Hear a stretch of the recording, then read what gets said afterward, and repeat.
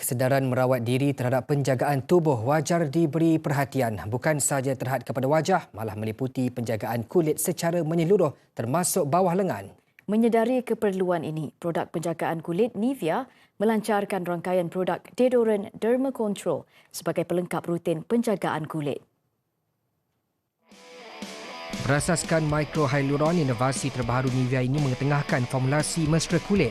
Hadir dalam 3 varian berbeza, masing-masing mengandungi vitamin B5, C dan E. NIVEA Derma Control deodorant is now the first deodorant with Micro Hyaluron, combining with 100 times vitamins, inspired by skincare science. Derma Control Defend provides all-day protection against irritation while promoting firmer skin. Number 2, for those seeking a brighter and smoother underarm, Derma Control Bright and Repair helps improve skin tone effectively.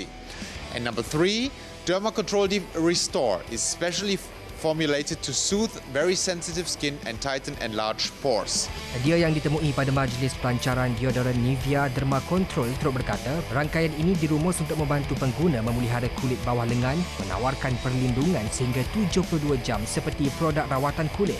Majlis berkenaan juga menyaksikan perbincangan interaktif oleh profesional kesihatan, mencerminkan komitmen NIVEA dalam meningkatkan kesedaran terhadap kesihatan kulit. Turut hadir selebriti tempatan Sweet Kismina dan Adam Lee yang berkongsi pengalaman menggunakan produk berkenaan. NIVEA Derma Control Defend ni dia banyak membantu bukan saja untuk bagi refreshkan kita punya bawah lengan, tapi at the same time dia ada ingredients yang sama untuk skincare kita. Derma Control ni sangat sesuai sebab kita aktif.